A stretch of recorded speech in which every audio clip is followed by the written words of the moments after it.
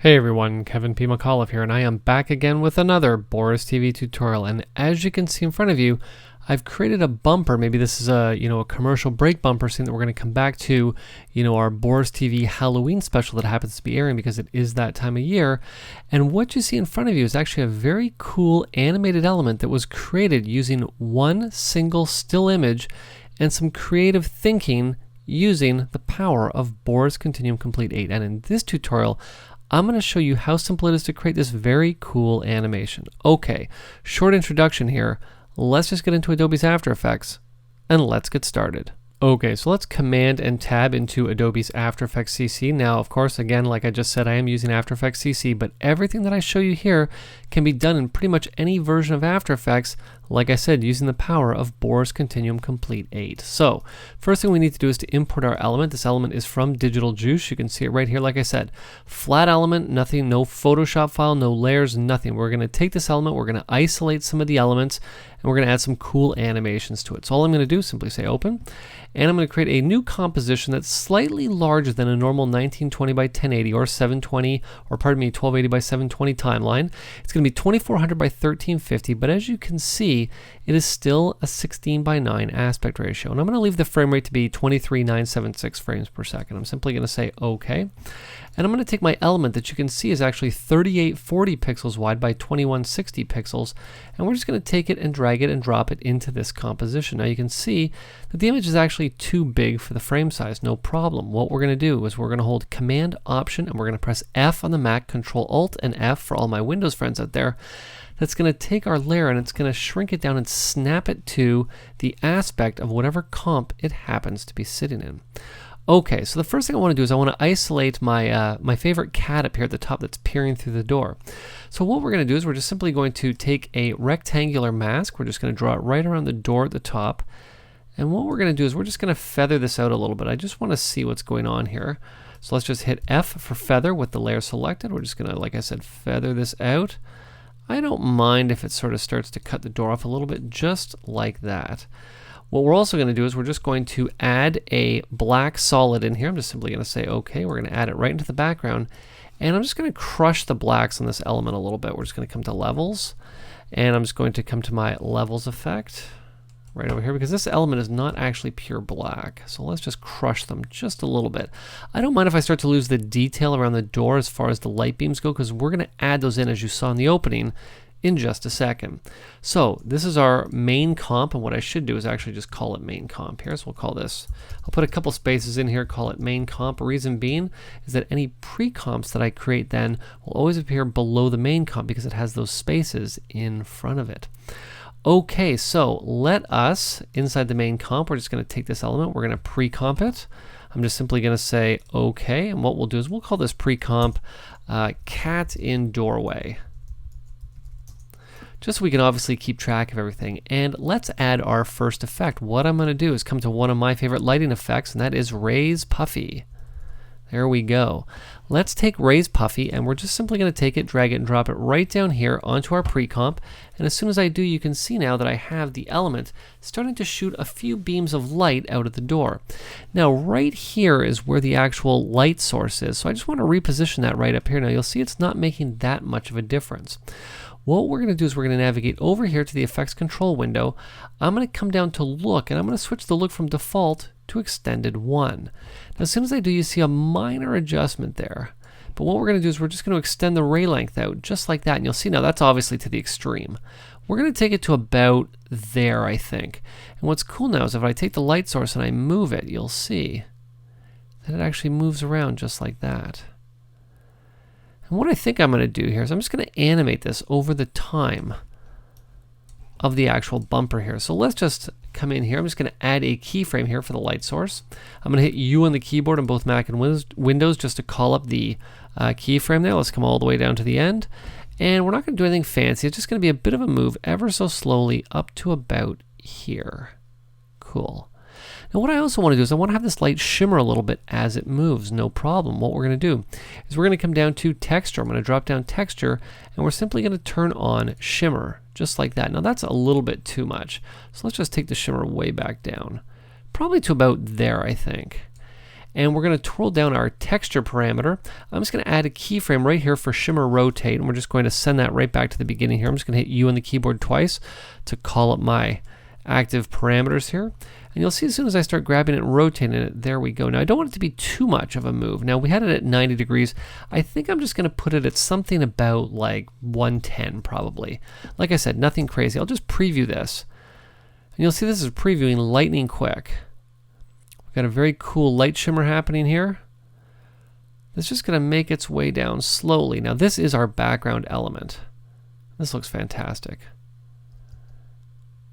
Very cool. Okay, so now let's get in and let's add our lighting element. So again, all we need to do, come right back to the beginning of the comp. I'm going to come back to the project. Just simply come right back to this non-layered JPEG. Again, Command, Option, and F on the Mac, Control, Alt, and F on Windows to again snap this layer down to the frame of the actual composition. And what I want to do is I want to come in now. We're just going to isolate the light. I'm just going to draw a very rough garbage mat around the light, just like such. Now you'll see light stands out like a sore thumb. What we're going to do here, we're going to hit F on the keyboard on both Mac and Windows to call up the feather option for the mask. We're just going to feather this quite a bit. Now obviously you see it doesn't make much of a difference. Why? Because we want to add a transfer mode. I'm simply going to switch my transfer mode from normal to additive. And there we go. Now you can see it looks like this beam of light is shooting right through the light.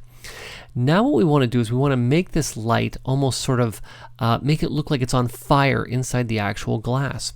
And how we're going to do that is by adding a light to the scene. Now I know you're probably thinking, well, Kev, adding a light to the scene, that doesn't seem like it's going to do what you want it to do. But just bear with me here, stick with me. Here we go. Command, Option, Shift, and L on the Mac, Control, Alt, Shift, and L on Windows. All we're going to do is create a basic point light with an intensity of 100. I'm going to say OK. Of course, After Effects is going to remind me, well, hold on a second, you don't have any 3D layers, you only have 2D layers. You know what? No problem. I'm simply going to say OK. And I'm going to take this light, I'm going to hit V on the keyboard again to call up my selection tool. And I'm just going to slide this right over and just position it right over top of the light bulb. Kind of like that. Okay, now what I need to do is I need to actually be able to show the light itself. And how we're going to do that is with another fantastic effect from Boris Continuum Complete 8. And it's another one of my favorite lighting effects, and it's Stagelight. What we're going to do is we're simply going to add a new solid, Command and Y on the Mac, Control and Y on Windows, just to make a new solid. Doesn't matter what the color is, black is perfectly fine. Let's come in and let's type in Stagelight. I can just simply type in stage, and there it is right there, BCC Stagelight. We're going to take it, drag and drop it right down here onto the black solid. Now as soon as I do, you're going to see a light has now appeared inside the composition. Not quite what we want, because we want the light to appear over here where the actual light bulb is. Well, how do we do that? We're going to navigate over here to the left-hand side to the stage light parameters inside of Effects Controls, and I'm going to tell the effect to use the comp light. And as soon as I do, you'll see there is now the light itself. Now it's not actually doing what we want it to do because I need to come back to the light here. We're just going to twirl it down. I'm just going to turn it off just for 1 second. We're going to come down to the light options. I want to make sure that light is sort of an orangey color. Kind of like that. Now when I turn the light back on, that's looking a little bit more like what it should. I'm also going to come into the light. I'm going to hit T on the keyboard on both Mac and Windows, not for the opacity, but for the light's intensity. Now we're going to bring it up a lot. Just kind of like that. We're just going to, again, select the light. We'll just move it over a little bit just so that it's sort of centered within that glass. Very cool. And of course, last but certainly not least, it is Halloween. We need to have a lot of smoke in this shot. So I'm simply going to turn on the smoke parameter inside of Stagelight. And you'll see now that we have a very cool lighting effect. Almost looks like the light's burning through the lens of the camera with this beam of light shooting down from the door. Okay, so now it's time to add our pumpkins into the shot. Okay, so what I'm going to do here is I'm actually just going to turn all my layers off here, just because I don't want anything to impede what we're doing with the pumpkins. So again, go right back to that same solid, drag and drop it right down here into our composition. Command, Option, F, Control, Alt, and F for all my Windows friends out there to snap that layer down so that it's the same size as my composition. And again, all we're going to do is we're simply going to mask this element out here. Now I'm just going to do very quick garbage mat here, just sort of around, up to about here, down the other side, kind of like that. And again, we're going to do the exact same thing with our levels effect here. Let's just come back to levels. Take levels, drag and drop it right over here onto the element itself, just like such. Let's crush the blacks a little bit. Very nice. We'll just feather out. Not too much, but just kind of like that. And what I also need to see here is I just need to see what's going on with Rays Puffy, because as you can see with our element, because I have this go all the way to the top of the stairs, you'll see that the effect itself is going to get cut off. So no problem. What we're going to do is just come back to the mask. Just going to bring it over like such, and we're going to be okay. Let's take a look. That's looking okay. No one is ever going to notice. You'll see. There we go. Very cool. All right, so let's get in and let's add the glow to our pumpkin's eyes. Now I can turn the background off if I want to. I'm just going to leave it for the purpose of what we're doing. I'm simply going to take this layer and I'm going to duplicate it. Now I'm going to turn off the background here. And actually, I think I'll just turn the background off as well. And we're just going to toggle off our transparency grid here. And I don't need the mask that's on this layer now because I'm going to add 2 new masks. I'm just going to delete that. I'm just going to zoom in on my pumpkin faces here. And I'm going to draw 2 masks right around their eyes. Eyes, nose, and mouth here. Now you'll see pretty much the brightest part of this element here is the eyes, nose, and mouth. So what we want to do, like I said, is just isolate that. Now I'm just going to turn this mask off just so that I can see what's going on with the other element here. Just kind of like that.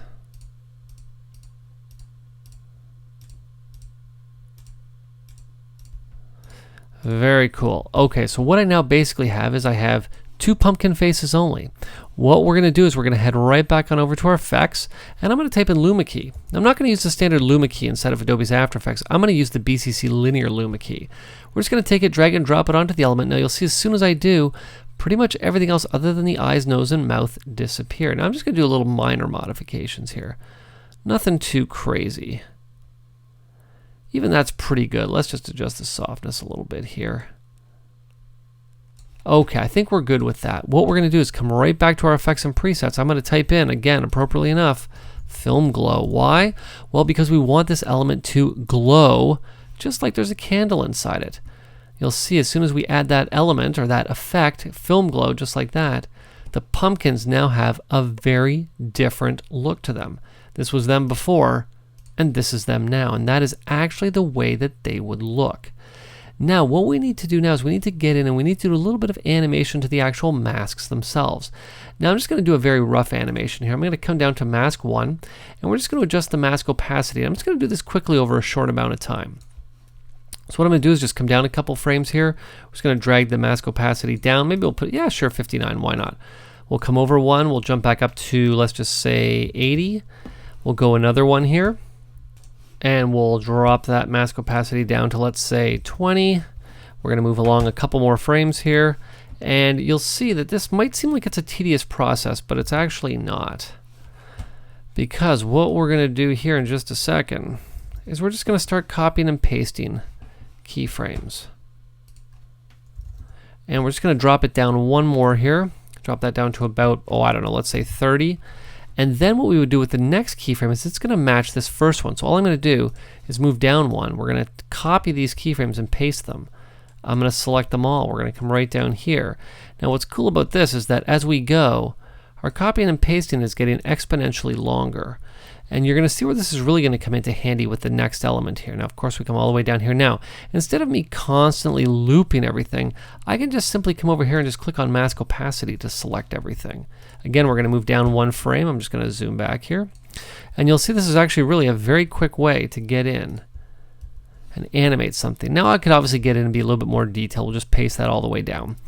And what I'm going to do now to take this and duplicate it for the other mask, because you'll see if I come back now, this one is going to be moving a lot. And I can just preview this just so you can sort of see what it's going to look like here. Now, I probably took it a bit to the extreme here, but that's okay.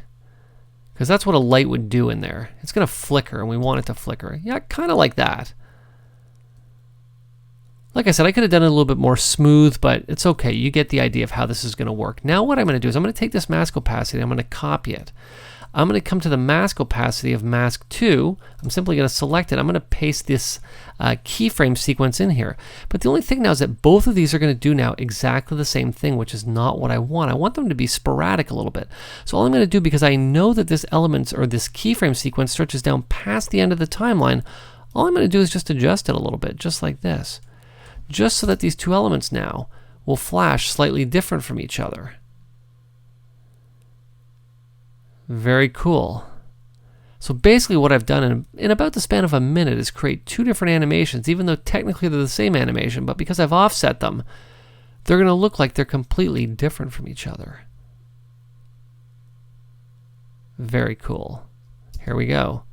And you can see they are doing what looks like something slightly different. I'm just going to zoom back a little bit here just so that we can see everything. Because what I want to do now is I want to turn on all of my layers here. Let's just turn them all on. And you can see that once I have them all on, obviously the stairs stand out like a sore thumb. Reason being is because they are now the topmost layer, which is not what I want them to be. I'm going to select both of those layers. Now remember, I've got two layers because I have the eyes and I have the actual stairs and pumpkins themselves. All I'm going to do is take that element, drag and drop it right down here, right above cat in the doorway. And as soon as I let go, this element now completely meshes in with everything else. What I'm going to do is just bring the quality down to a third here. What's important to keep in mind is that this element is still very big, about 2400 pixels wide. Okay. Now what I want to do is I want to add some text into the upper right hand corner because again this is a commercial bumper. So what we're going to do is we're going to come up to the text tool and I'm going to type in Boris TV's Halloween haunt will be right back. And I'm just going to take this text, we're just going to turn caps lock off. I'm just going to position it up here in the upper right hand corner, probably about there. I think that's looking pretty good. I'm just going to switch back to full resolution just for a second here because what I also want to do here with our text is two things. I want to come back to the effects and presets. We're going to take Film Glow and we're going to apply that just like such. Now this is a little bit much of a Film Glow. I want the text to almost sort of seem like it's almost on fire. So all I'm going to do is come right over here to the BCC Film Glow parameters. I'm just going to take the glow radius and we're just going to bring the radius right down just like that. That's kind of what I'm going for. And last but certainly not least, I want to find the bevel alpha effect. There we go. We're going to take that and we're actually going to apply it above Film Glow here, just like that. And let's add the thickness to be something about 5. That's looking really, really nice. Okay. So now we have our element all set to go. The only problem is it's static. It doesn't move. I mean, obviously the animations move, but the actual camera doesn't move anywhere inside this frame, and I want to change that. So what we're going to do is we're going to head back to the project window here, and I'm just going to create a new composition right down here. I'm going to click on it. We're going to create a new composition that is 1280 by 720 square pixel, 2398 frames per second, and is 10 seconds long. I'm simply going to say okay.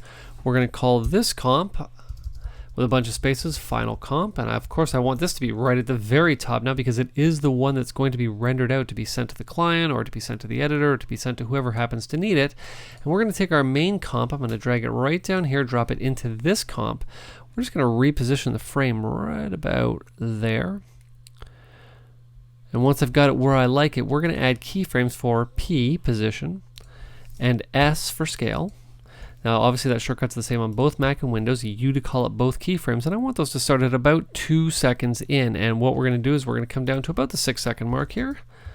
And at this point what's going to happen is we want our animation to finish so that we see the whole element on the screen. Now what most people do in this case is they start monkeying around with scale and position and all that type of stuff. Not going to do any of that. Remember, our favorite shortcut this time, Command, Option, F on the keyboard on the Mac, Control Alt and F on Windows to snap that frame down so that it matches the parameters of the composition.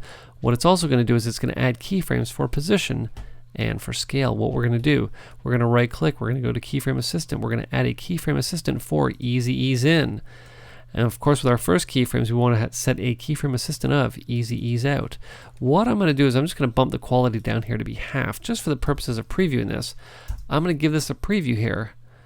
And what you're going to see is that we now have our Boris TV's Halloween Haunt will be right back commercial bumper that was created using one static element but given a lot of flair using the power of Boris Continuum Complete 8. So if you have any questions, you have any comments, or you have any tutorial requests, you can send them to support@borisfx.com.